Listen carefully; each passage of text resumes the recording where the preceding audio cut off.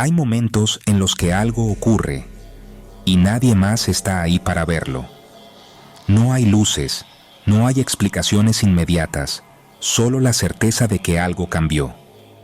Estas son experiencias reales, narradas por quienes las vivieron y aprendieron que la oscuridad no siempre se manifiesta con ruido.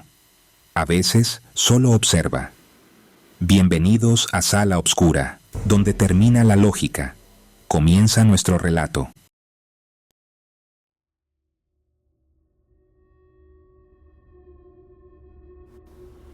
Ahora con la historia de la puerta. Ok. Esa fue también muy aterradora para mí en esa época. Yo estaba bien chava. Tenía, ¿qué? 22 años, 21. Acababa de nacer mi hijo Beto. Entonces,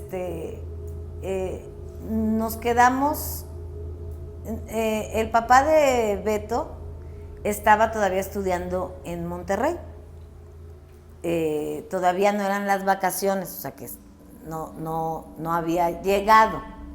Yo me quedé sola con mi hijo en casa de sus papás. Era una casa muy grande, que en esa época yo me quedé en el cuarto que era de el papá de mi hijo. Uh-huh. Mi bebé tenía como meses, como 2 meses de nacido, estaba muy chiquito.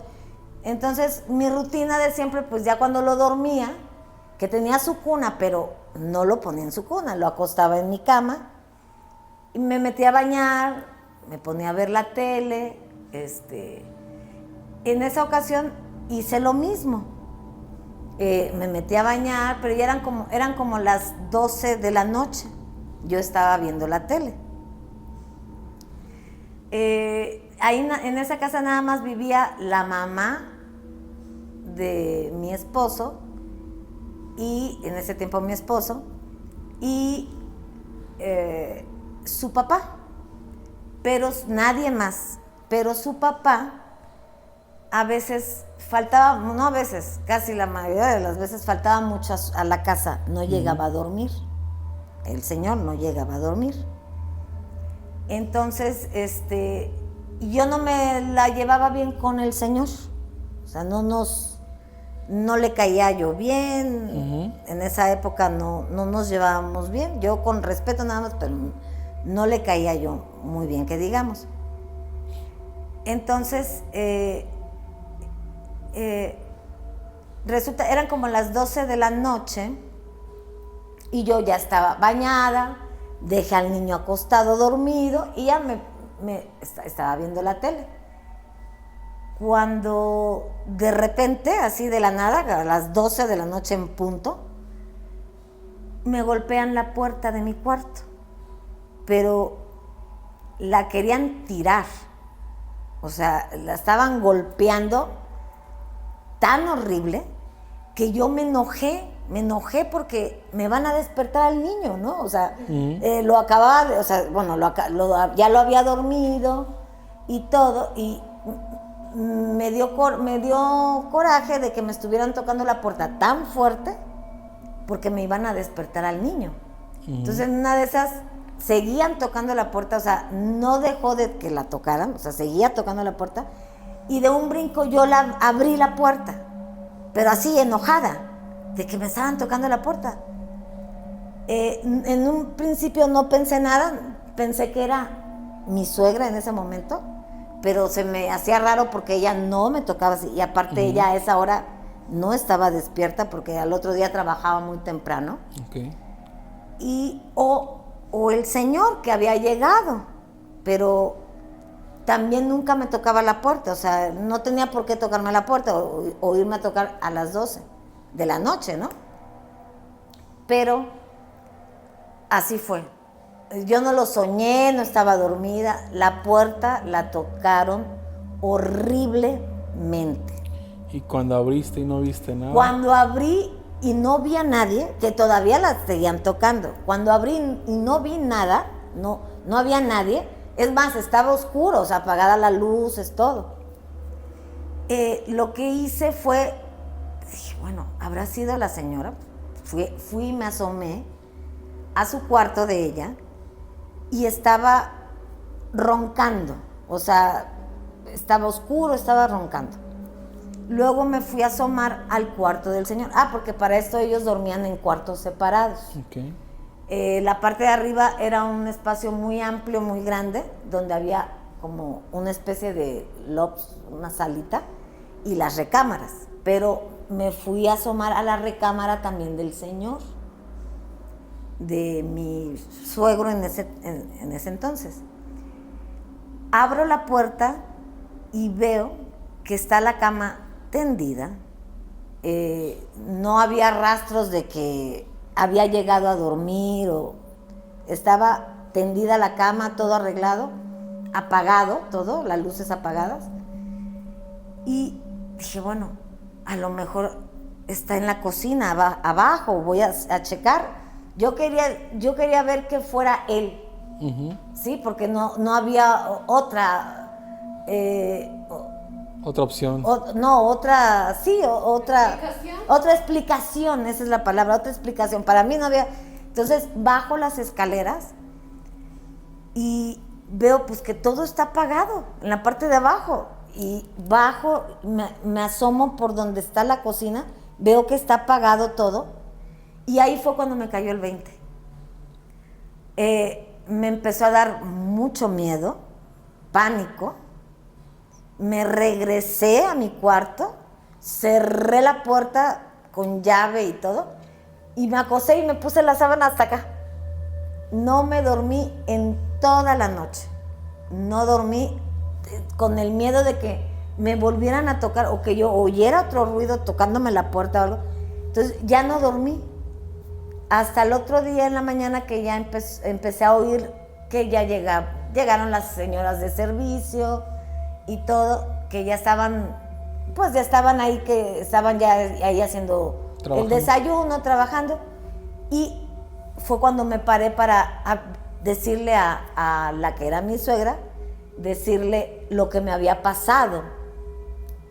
Y ella me comenta, me dice, ¿sabes qué? Voy a traer agua bendita de regreso. Voy a traer agua bendita porque lo que pasa es que en ese cuarto murió mi papá. Y fue todo. Relato. Las muñecas de Cocoyoc. La familia de mi padre había rentado una casa en Cocoyoc. Era una construcción antigua, con un encanto particular, aunque escondía un aire inquietante. La propiedad estaba dividida en dos. En una parte se quedaron los niños, y en la otra, los adultos. En nuestra sección de la casa había una colección de juguetes viejos, polvorientos, y dos muñecas de porcelana que parecían observarnos con ojos vacíos. Su presencia era inquietante, como si fueran guardianas de un secreto olvidado. Aquella noche, cerca de las 12:35, comenzaron a escucharse pasos en el pasillo y puertas que se cerraban de golpe. Pensamos que se trataba de mi prima, pero pronto recordamos que ella ya había regresado a su habitación. Dejamos la puerta abierta, con la luz del pasillo encendida. El pasillo era largo, helado, y justo al centro estaban las dos muñecas. Una de ellas tenía un ojo volteado, y el otro, vacío. Las horas pasaban y el sueño no llegaba. A las 3:13 de la madrugada, la luz del pasillo comenzó a parpadear. Un escalofrío nos recorrió a todos, como si una mirada invisible nos atravesara. Entonces, las muñecas giraron la cabeza. Quise pensar que era mi imaginación. Volteé hacia mis primos, pero ellos también lo habían visto. La muñeca había movido la cabeza, y cuando la buscamos con la mirada de nuevo, ya no estaban ahí. Al día siguiente contamos lo sucedido. Los adultos, incrédulos, preguntaron al dueño de la casa por aquellas muñecas. Su respuesta nos heló la sangre. Esas muñecas no están aquí. Están en la tumba de mis hijos gemelos. No éramos la primera familia que la veía. Buenas noches. Estamos con Licha. Licha, cuéntanos la historia del frutero. Hola, Lalo. Bueno, pues te voy a contar algo que me pasó. estaba en mi departamento, ya era tarde, como las 1, 2 de la mañana, estaba tomándome una copita de vino en la barra de la cocina y tengo un frutero que es como 3 hamaquitas de acero inoxidable que se mueven, y estando ahí distraída viendo mi teléfono, vi que se empezó a mover solo, a maquiarse el frutero de abajo, la parte de abajo. Pensé al principio que había pasado un animal por la barra y lo movió, pero eso fue lo que pensé, ¿no? O sea, a manera de no espantarme, ¿no? Pero cuando no dejó de moverse, ahí sí me espanté. Y agarré y mejor me fui corriendo de ahí a mi cuarto. Y ya después ya no supe más, pero sí me dio mucho miedo que se moviera solo. Y de una manera no tan habitual. Sí, claro, no había corrientes de aire, no se podía mover, no había manera. A menos que alguien lo moviera. La mujer de blanco, mi abuelo, el padre de mi papá, solía recorrer los caminos de Sacamila a caballo una noche, mientras bajaba por el sendero conocido como la Sal si puedes. Decidió detenerse cerca del río, que entonces corría con agua limpia antes de que se convirtiera en aguas negras. Era cerca de la 1 de la madrugada y, tras haber bebido unas copas, avanzaba rumbo al centro del pueblo. Al llegar a la ribera, distinguió la silueta de una mujer. Estaba de pie junto al río, vestida de blanco, como si estuviera lavando ropa. Mi abuelo, intrigado y algo atrevido, la saludó. «Buenas noches, señorita». Ella no respondió. La mujer permanecía inmóvil, con la mirada fija en el agua. Intrigado, mi abuelo bajó de su caballo y se acercó. «Señora, ya es muy tarde para estar lavando aquí. Podrían asustarla». La mujer seguía en silencio. Solo cuando él se aproximó lo suficiente y posó la mano en su hombro, ella giró lentamente la cabeza. Su rostro era hermoso, pero anormalmente pálido, con unos ojos extraños, perturbadores. De pronto, un grito desgarrador rompió la quietud de la noche. «¡Ay, mis hijos!». El terror se apoderó de mi abuelo. No recuerda cómo, pero de un salto volvió a montar su caballo y huyó despavorido. Cuando se atrevió a mirar hacia atrás, vio que la figura lo seguía. No corría. Flotaba a pocos centímetros del suelo, deslizándose sin tocar la tierra. La persecución se prolongó por un largo tramo, desde la bajada del río hasta cerca de la subestación. A cada paso del caballo, la mujer parecía acercarse más.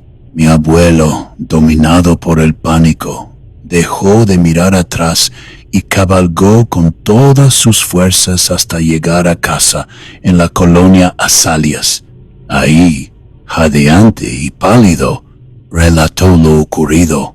Desde entonces quedó grabado en la memoria familiar aquel encuentro con la mujer que flotaba sobre el río, la misma que clamaba por sus hijos en la madrugada. Hace muchos años, aquí la colonia Portales, era mucho terreno baldío.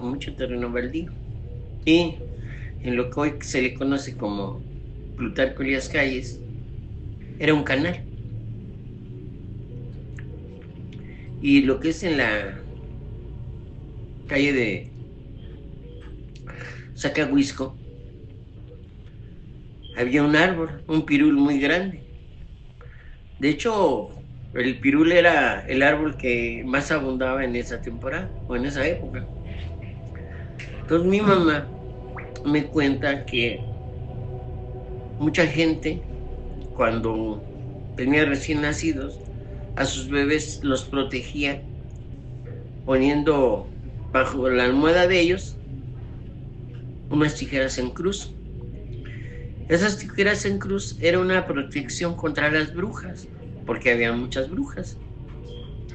Y las brujas lo que hacían era que se llevaban a los niños, les chupaban la sangre y los dejaban en los árboles, en los pirul.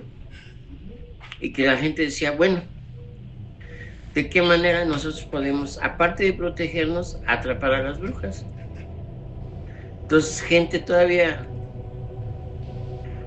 de muchos años atrás, abuelos de ellas, les comentaban o les contaban que cuando uno ve una bola de fuego flotando y moviéndose, es que es una bruja. Y esa bruja, la manera de atraparla es con un sombrero de palma, ponerlo boca abajo, con la entrada de la cabeza al suelo. Y en ese momento clavar un puñal en ese sombrero y así se detenía a la bruja. Era la única manera de poder atrapar a las brujas. Y una vez después de que la atrapaban, las llevaban a otro árbol. Y en ese árbol las ataban y las quemaban. Y las brujas por la mañana tenían una vida común al resto de la población, al resto de la gente. Y contaba que había una bruja casada y era un matrimonio casi perfecto. Pero el marido empezaba a sospechar que la señora se salía porque oía ruidos. Pero la señora antes de salirse siempre le tenía preparado un tecito. Y el marido se acostumbró a tomar el tecito. Pero empezó a tener la duda de que, ¿por qué esos ruidos? Y una noche no se toma el tecito que le da su señora.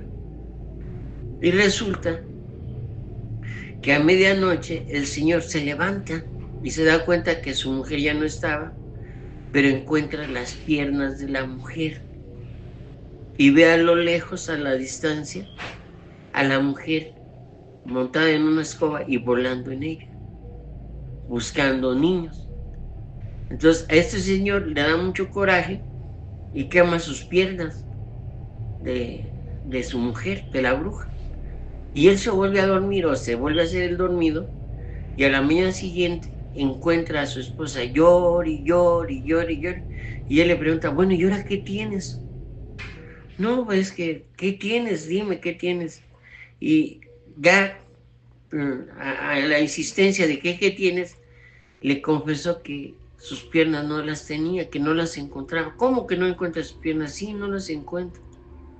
Y él dice, bueno, a lo mejor son unas piernas o no sé, algo que me encontré ayer en la noche y lo quemé. Y ya se soltó en llanto la mujer y despedazó al marido con sus uñas. Finalmente la señora es capturada y es quemada en un árbol. Y esa era la historia de las brujas, que había mucha bruja. Estamos hablando que de eso era como por los años 40, 30. Aquí en la ciudad. Aquí en la Ciudad de México. En la Ciudad de México. Obviamente eran colonias que apenas estaban formando, nuevas, y colonias humildes. Sí. Y esas historias yo hasta la época actual la tengo muy presente y sí he visto esas bolas de fuego, pero sobre carretera o cuando ando por la sierra, pero nunca he intentado atraparlas. Dejo que siga su desarrollo normal o su curso normal y ya está ahí. Licha, cuéntanos la historia de las zapatillas. Esa historia estuvo interesante. mis hermanos en esa época estaban estudiando en Guadalajara y yo fui de vacaciones. Llegué a esa casa.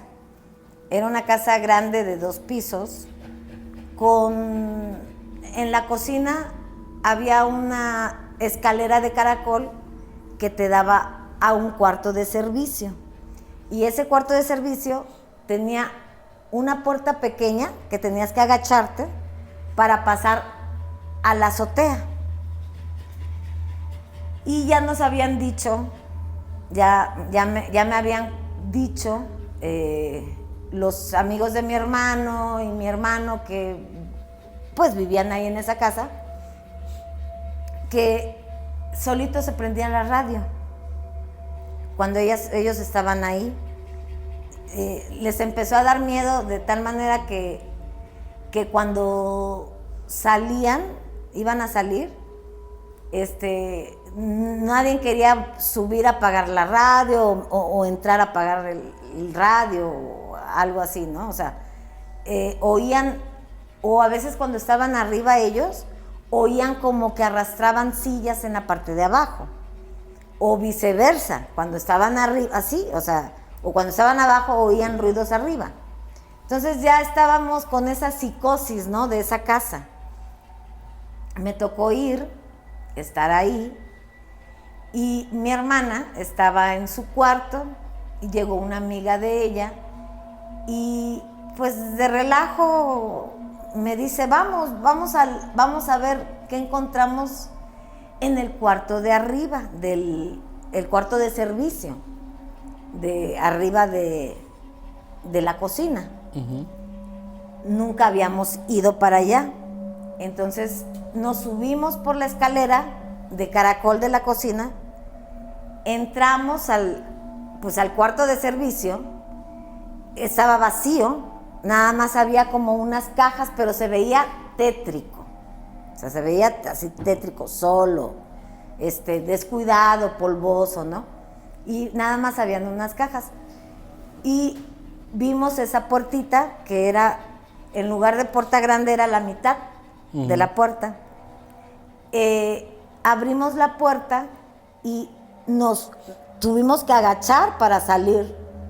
Entonces, pues las dos nos agachamos, salimos a la azotea y estuvimos ahí en la azotea platicando un ratito, viendo pues las casas, las azoteas de las otras casas, platicando un ratito, pero al momento de querernos regresar, o sea, de volvernos a regresar, vemos que al agacharnos para volvernos a meter, estaban unas zapatillas blancas, una parada y una acostada, así como si alguien las hubiera puesto, acomodadas, una parada y una tirada, así. Uh-huh. Pero eran unas zapatillas de mujer cerradas, de tacón, pero sucias, o sea, tétricas, que hace unos segundos que pasamos por ahí no las vimos. O sea, nos agachamos, no la vimos, no estaban. Uh-huh. Más bien, no estaban. Y al regresarnos, las vemos. Ella y yo nos espantamos mucho cuando las vimos y empezamos a gritar.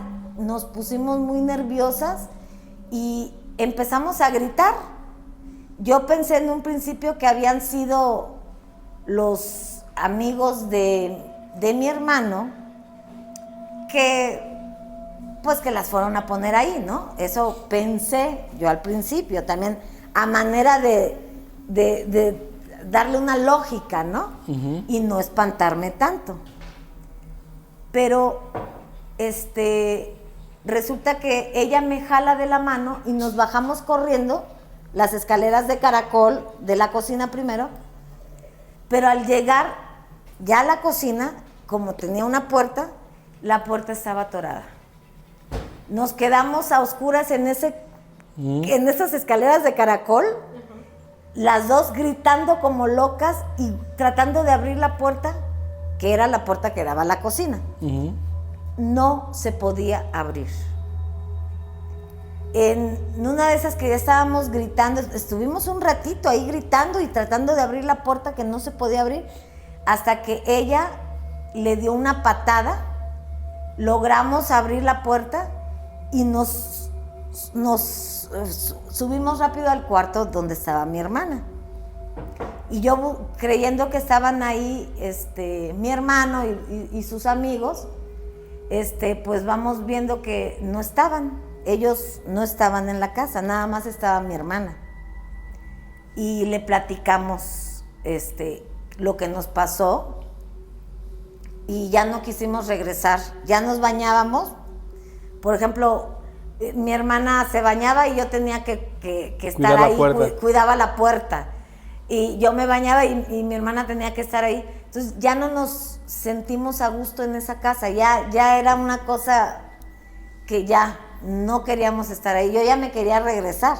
Yo fui de vacaciones, ¿no? Pero ya me quería regresar. Y sí nos dimos cuenta de que nadie puso las zapatillas ahí.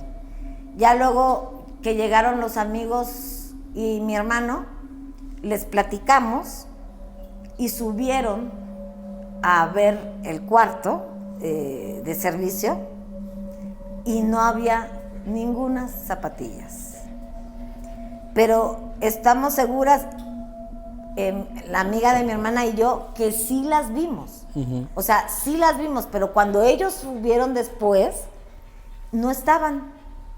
O sea, no había zapatillas, no estaban.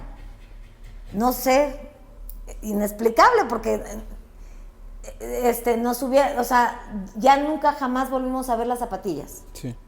O sea, cuando estuvimos ahí, ellos subieron para ver si estaban las zapatillas. Y no estaban. Entonces no era de nadie. Ya después, con el paso del tiempo, decían que ahí habían violado y matado a una muchacha.